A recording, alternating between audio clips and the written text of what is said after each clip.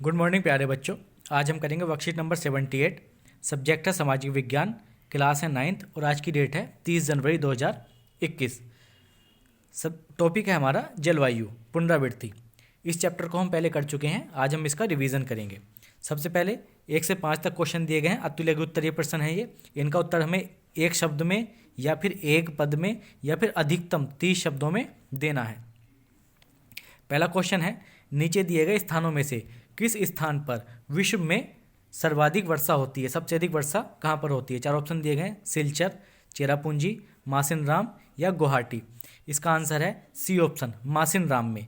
मासिनराम में विश्व में सबसे अधिक वर्षा होती है।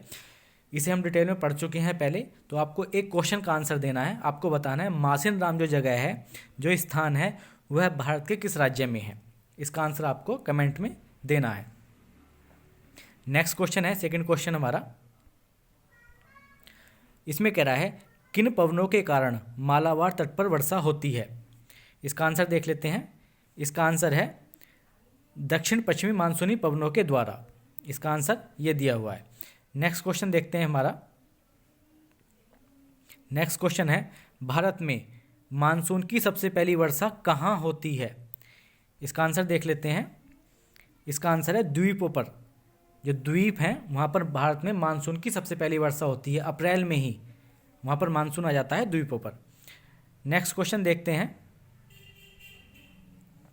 हमारा फोर्थ क्वेश्चन है, मानसून प्रस्फोट क्या है? प्रस्फोट मतलब फटना। मानसून का फटना क्या होता है? इसका आंसर है जब मानसून के आगमन के समय सामान्य वर्षा में अचानक वृद्धि हो जाती है। यानी जब मानसून आता है उस समय जो सामान्य वर्षा होती है उसमें अचानक से बहुत ज़्यादा वृद्धि हो जाती है और यह तेज़ बारिश जो है लगातार कई दिनों तक जारी रहती है, तो इसे ही क्या कहते हैं? मानसून प्रस्फोट या मानसून का फटना कहते हैं। नेक्स्ट क्वेश्चन है, फिफ्थ क्वेश्चन है हमारा, जलवायु में महाद्वीपीय अवस्था का क्या अर्थ है? इसका आंसर है जलवायु में महाद्वीपीय अवस्था का अर्थ है तापमान में बहुत अधिक उतार चढ़ाव होना, अर्थात गर्मी में बहुत ज़्यादा गर्मी होना और सर्दी में बहुत अधिक सर्दी पड़ना। ठीक है, इसे ही क्या बोलते हैं? महाद्वीपीय अवस्था। नेक्स्ट क्वेश्चन है, अब है कुछ अनुच्छेद पर आधारित प्रश्न है। पहले हमें अनुच्छेद पढ़ना है, फिर उन प्रश्नों का उत्तर देना है। एक बार देख लेते हैं। लू ग्रीष्मकाल का एक प्रभावी लक्षण है। ये धूल भरी गर्म और शुष्क पवनें होती हैं जो दिन के समय में उत्तर और उत्तर पश्चिमी क्षेत्रों में चलती हैं।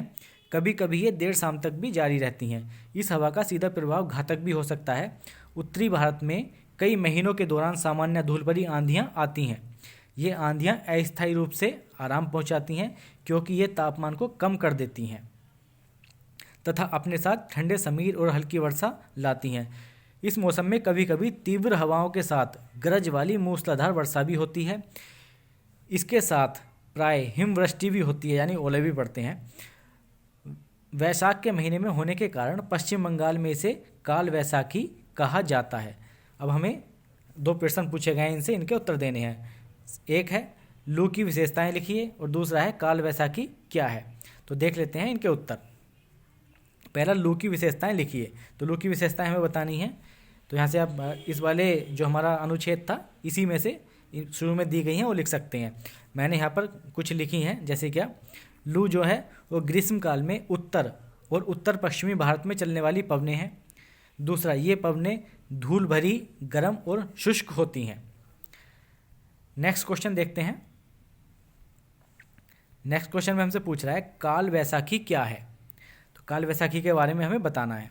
इसका आंसर है मई महीने में, यानी मानसून के आने से पहले मई महीने में कभी कभी तेज हवाओं के साथ गरज वाली मूसलाधार वर्षा होती है।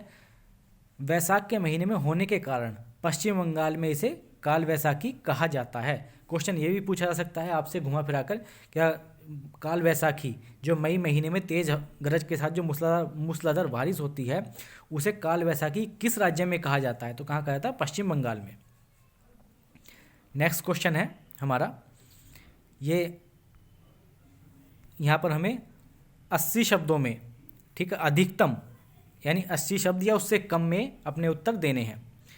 इसमें कह रहा है पहले क्वेश्चन नंबर 7 में भारत की जलवायु को प्रभावित करने वाले कौन कौन से कारक हैं।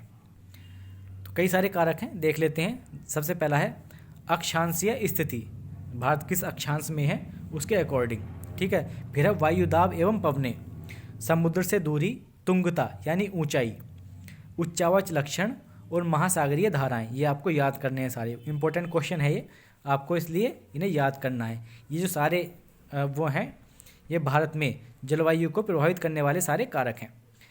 8th क्वेश्चन है मानसून भारत को एक सूत्र में बांधने वाला क्यों समझा जाता है। बहुत इंपॉर्टेंट क्वेश्चन है, आपको इसका आंसर भी अच्छे से ध्यान रखना है। एक बार देख लेते हैं इसका आंसर।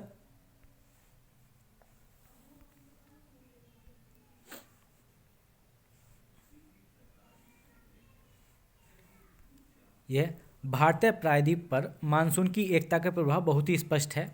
उत्तर से दक्षिण, पूरब से पश्चिम तक सभी भारतवासी प्रतिवर्ष मानसून के आगमन की प्रतीक्षा करते हैं। संपूर्ण भारतीय भूभाग, इसके जीव एवं वनस्पति, कृषि चक्र, मानव जीवन, त्योहार एवं उत्सव सभी मानसूनी लय के चारों ओर घूम रहे हैं। मानसूनी पवनें हमें जल प्रदान कर कृषि की प्रक्रिया में तेजी लाती हैं तथा विशाल क्षेत्रीय भिन्नताओं के बावजूद मानसून संपूर्ण देश को एक सूत्र में बांधता है। तो इसका आंसर है, आपको इंपॉर्टेंट क्वेश्चन है, इसका आंसर आपको ध्यान रखना है। नेक्स्ट क्वेश्चन देखते हैं हमारा। 9th क्वेश्चन है हमारा, भारत में होने वाली मानसूनी वर्षा एवं उसकी विशेषताएं बताइए। इसका आंसर भी देख लेते हैं।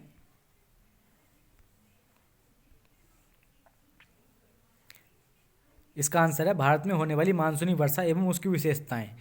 पॉइंटों में है, सबसे पहला भारत में मानसून की अवधि जो है जून से शुरू होकर सितंबर के मध्य तक 100 से 120 दिन की होती है।